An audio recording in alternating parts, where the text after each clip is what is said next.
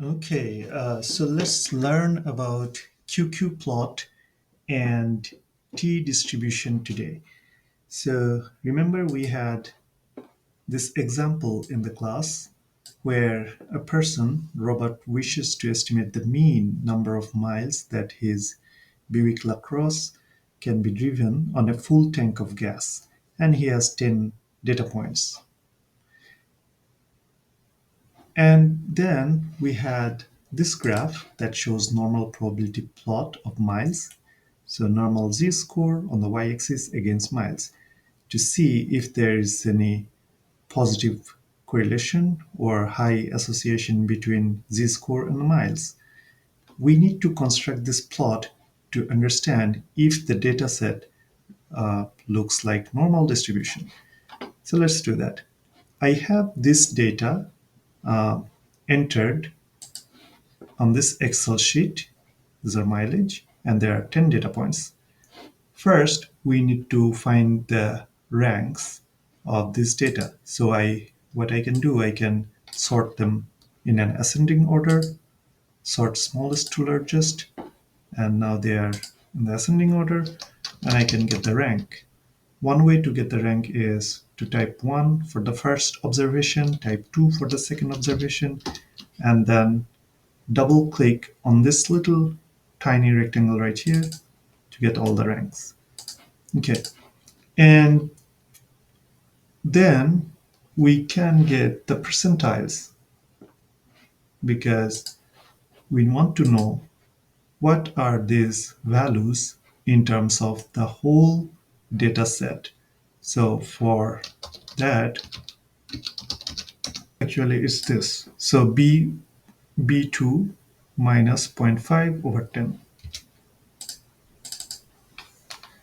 So now we know that this value 323.9 lies in the fifth percentile, and this value 450.7 lies in the 95th percentile.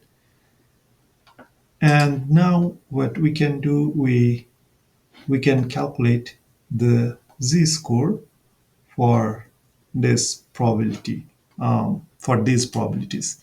So let's type in z-score. Remember, I have shown you guys the formula for calculating the z-score when you have the probability. It's norm as in normal, S as in standard, and INV as in inverse, because we have the probabilities right here. We are trying to get the z-score. We have the areas under the curve. Now we are trying to get what's on the x-axis. So probability is here, parenthesis close. This is the z-score associated with this percentile. Now we have the z-scores ready. And now we need to plot these z-scores against this mileage. So that means we don't need these two columns. We can hide them.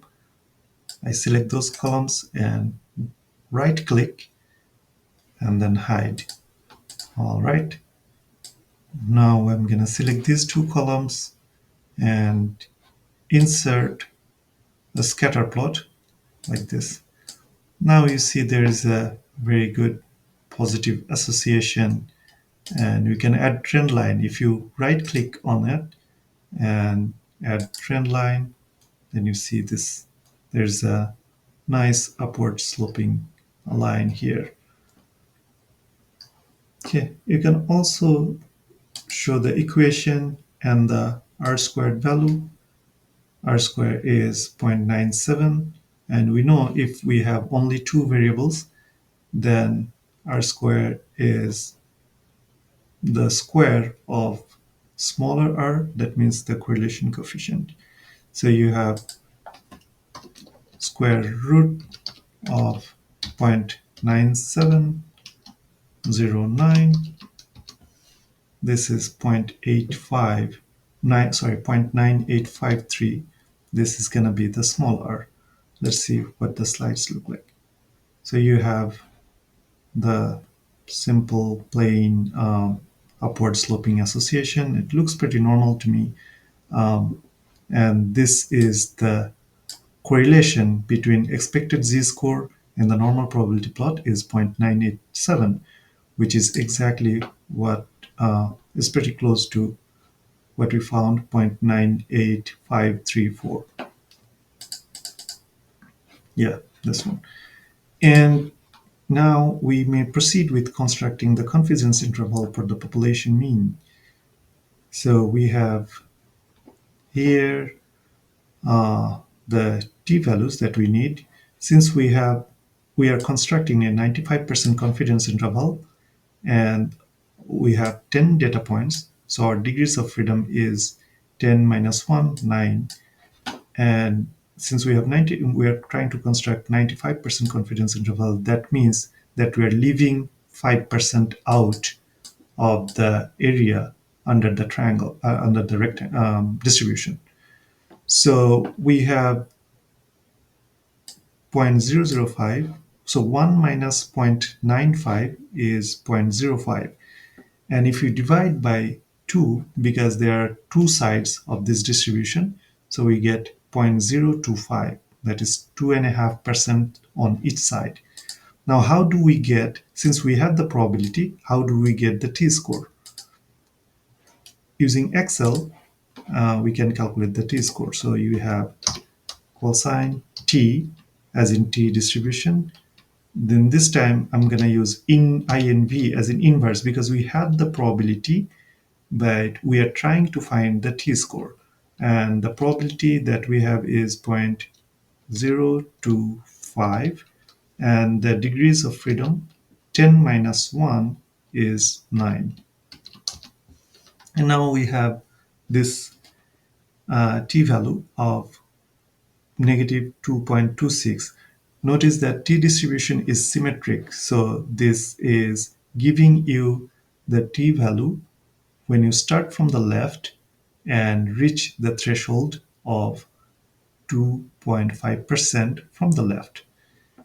Similarly, on the right, you have 2.26, a positive value, because on the right it's right to 0, and in the middle it's 0 for the t-distribution because it's symmetric. So let's check what was the value that was used for calculating this. So 2.262, exactly what we found here, 2.262. And since, as I said, since it's symmetric, it's going to be 2.262 on both sides, except for on the right side, it's going to be positive. On the left side of 0, it's going to be negative. So we can use 2.262. For lower bound, we are subtracting 2.262 from the point estimation, which is the sample mean. And for the upper bound, we are adding 2.262. That's the 2.262 to the upper point estimation of 380.67. Now these are the t-values, but we also need to multiply with t-values. We also need to multiply the standard deviation for the mean, which is using the formula. S is the sample standard deviation, and we're using root over n, which is here in this example root over 10, because we are trying to get the standard deviation for the sample mean. So this whole formula we have covered it before. So now you know how can we construct a QQ plot, that's normal probability plot, and how can we get the t-value.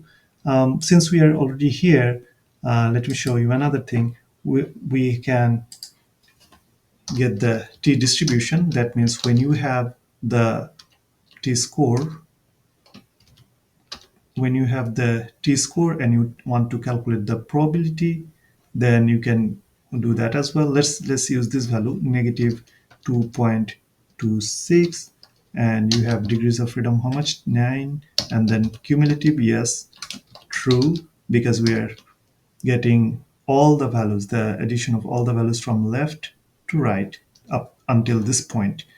Press enter and you get 0.025, which is exactly the probability we used to calculate this t-score right here, 0.025.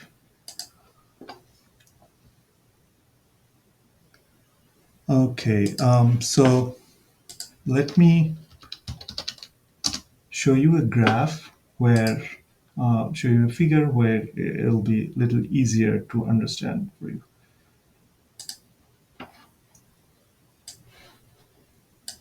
So look at this figure. We have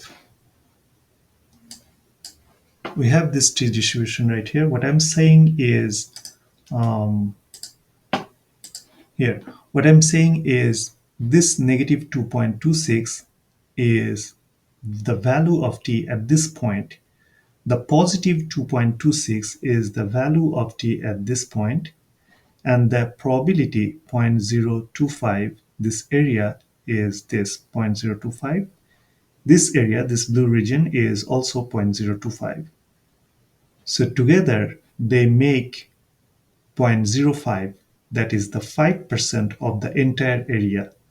And in between this non-shaded area is 95% of the distribution, that is the 0.95 probability out of the whole probability 1.